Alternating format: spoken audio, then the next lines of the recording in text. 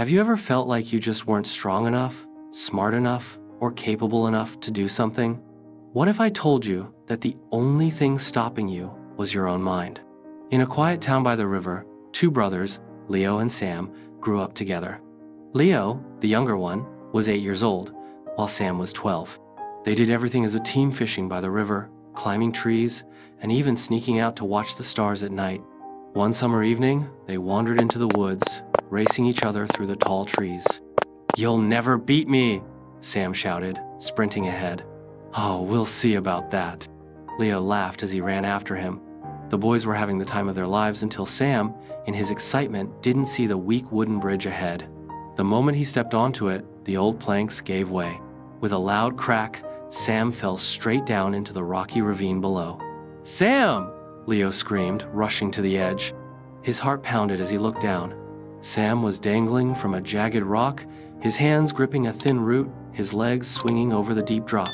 "I can't hold on for long," Sam cried. His fingers were slipping. The fear in his voice made Leo's chest tighten. Leo looked around desperately. No one else was there. The village was too far away.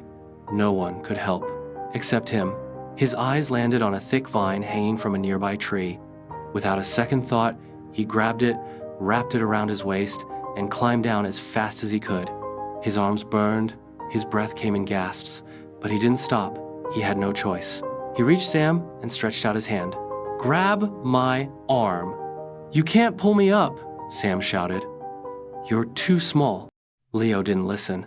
He just tightened his grip and pulled with everything he had. His muscles screamed in protest. His body shook with effort, but he didn't stop. "I can do this," he muttered to himself. "I will do this."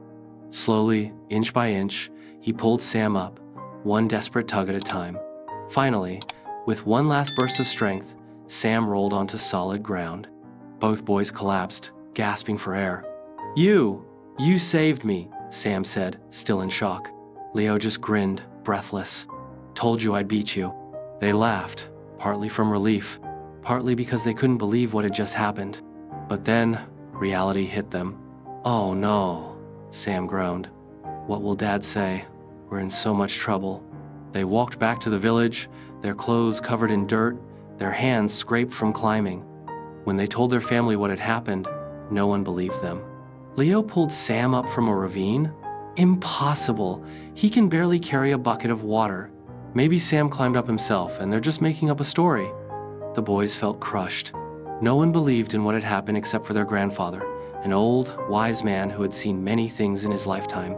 He listened to their story without interrupting. Then he smiled and said, "The question is not how Leo did it. The real question is why he could do it." The family went silent. Grandfather continued, "There was no one there to tell Leo he was too weak.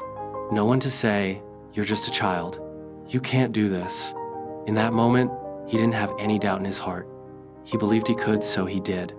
The room stayed quiet as everyone processed his words. The only limits we have are the ones we believe in.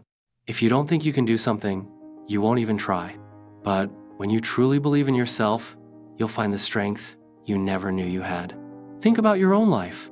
How many times have you stopped yourself because you thought you weren't capable? How many dreams have you let go of because someone told you it wasn't possible? What if, just for today, you removed all those doubts?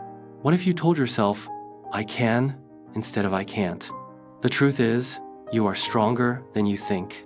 You are more capable than you believe. But the only way to find out is to try. So, what's stopping you? If this story inspired you, make sure to subscribe and share it with someone who needs to hear it.